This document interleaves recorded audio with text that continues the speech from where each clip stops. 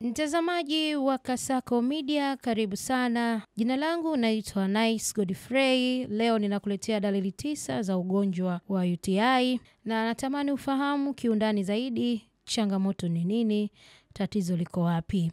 Fahamu kwa kina ugonjwa wa UTI. UTI ni nini? Ugonjwa wa UTI ni maambukizi yanayotokana katika sehemu yoyote ya mfumo wa mkojo. Maambukizi katika njia ya mkojo. Mfumo huo unajumuishwa na figo, mirija ya mikojo pamoja na kibofu.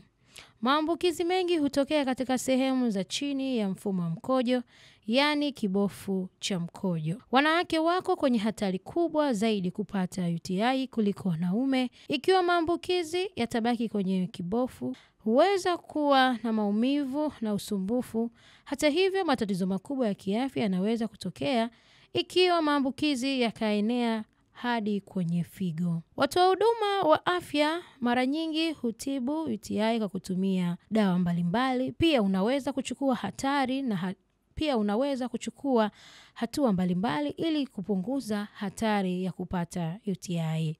Dalili za UTI ni zipi? Unaweza ukajiuliza. Basi leo Kasako Media tunakuletea dalili 9 ambazo unaweza kufahamu kwamba tayari nina UTI, tayari nina ugonjwa wa UTI. Na pia usizipuuzie, wahi kwenye kituo cha afya ili upate huduma kwa haraka zaidi. Hisia za kuhitaji kukojoa mara kwa mara zisizokwisha, yani unaenda mara kwa mara kukojoa, ukazani ni hali ya kawaida, basi tayari au ni namna ya dalili ambazo zinahusiana na UTI. Maumivu wakati wa kukojoa. Ukiwa wakati unakojoa unasikia maumivu, basi wahi hospitali kwa ajili ya kujitibu. Inawezekana ni dalili ya UTI. Kukojoa mara kwa mara huku ukitoa mkojo kidogo sana.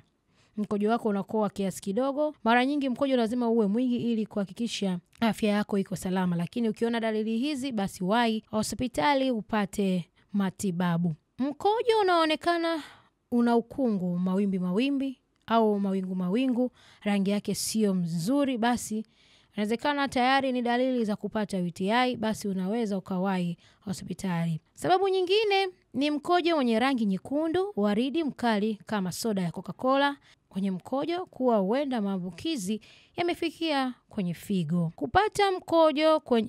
Kupata mkojo wenye harufu kali. Watu wengi wakienda kwenye sehemu za kujistiri, basi ukipishana na mtu njiani unaweza kusema nani ametoka chooni, basi inawezekana tayari una dalili za UTI kwa sababu mkojo wako unakuwa una harufu kali na sio ya kawaida. Maumivu ya nyonga hasa kwa wanawake, katikati ya nyonga au karibu ya mfupa. Hizo ni dalili ambazo nimekuletea siku ya leo kupitia Kasako Media. Unaweza ukawahi hospitali ili uweze kupata matibabu zaidi, lakini ukichelewa unaweza ukapata dalili za UTI sugu. Jina langu ninaitwa Nice Godfrey wa Kasako Media. Endelea kutazama Kasako Media. Tunaangazia maisha, tunaandika kesho. Mpaka wakati mwingine, kwaherini.